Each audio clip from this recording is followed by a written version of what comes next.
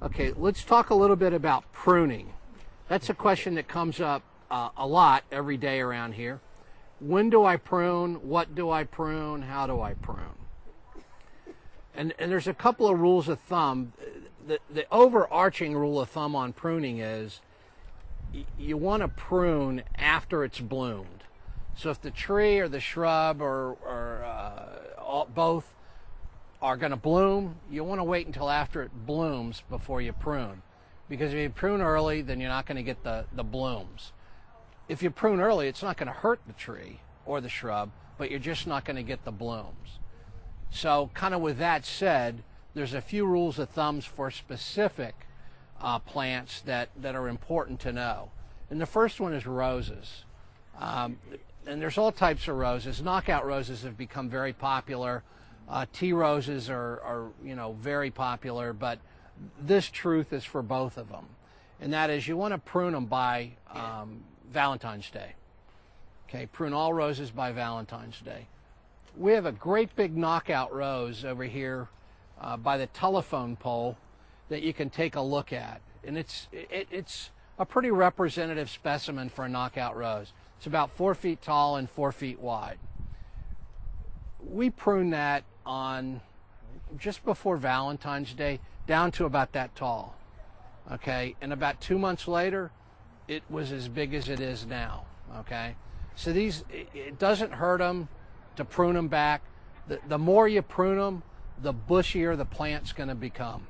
Okay, so the further back you prune them, when they come back, they're going to become very bushy, particularly a knockout rose, but other shrubs as well. But you notice it more in a knockout.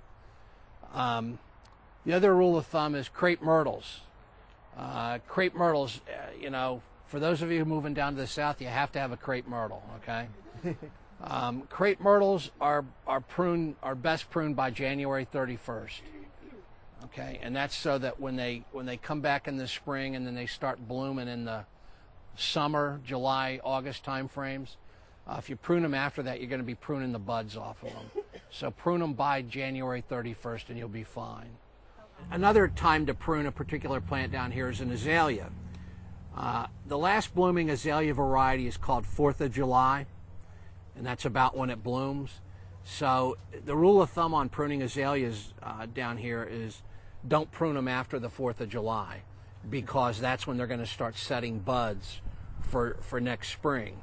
And azaleas are awesome. I mean, that's another typical southern plant that everybody should have. And if you've seen the Masters on TV, there are plants that came from this nursery on that golf course. And they're what are called, we call them old-timey azaleas, traditional azaleas, Formosa, George Tabor, a couple of varieties, as opposed to some of the newer ones like Encore azaleas bloom 3 times. The traditional azaleas bloom once in the spring.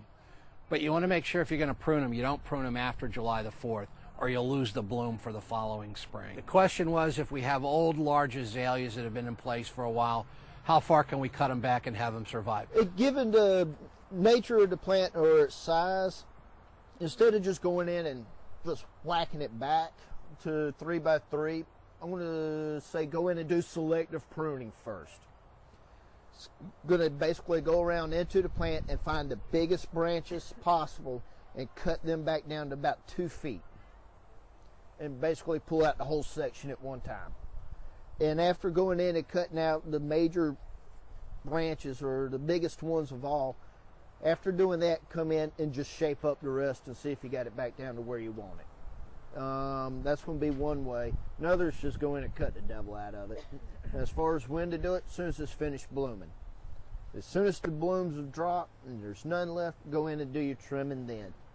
Since you're cutting back so far, that'll give the longest amount of regrowth time to get it to fill back in. Where to cut any kind of legginess and you want to shape it back up. This one actually has just recently been trimmed. Whenever you get long disfiguring shoots, let it just be them. Just cut it back to right around the top of the plant.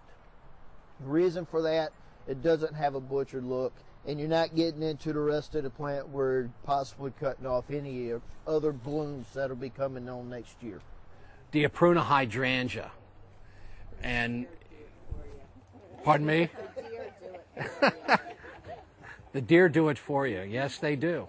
But if they don't do it, we don't recommend that you prune hydrangeas. You can. Takes them a long time to come back, though.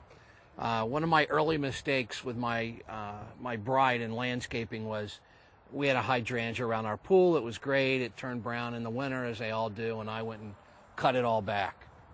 And, you know, she didn't speak to me for a week. And now I know why. It took so long for the thing to come back. But it came back fine 2 years later.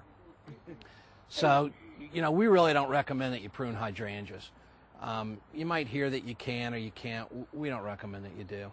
I mean, that's just the nature of the plant. Some people want to talk about pruning of trees. I mean, that's really to your liking. You know, once they get established, you can, depending on what type of tree it is, you can prune it to shape. But trees aren't as critical about pruning as shrubs are, because trees are, you know, depending on what tree it is and how big it is, you want to make sure you can walk under it. And generally, when you're going to prune a tree, you want to prune anything that's growing down to the ground. So if you've got limbs growing up, don't prune those unless you feel like you need to or want to for looks. But if it's growing down to the ground, you want to prune that off so you can keep the canopy growing up rather than growing down.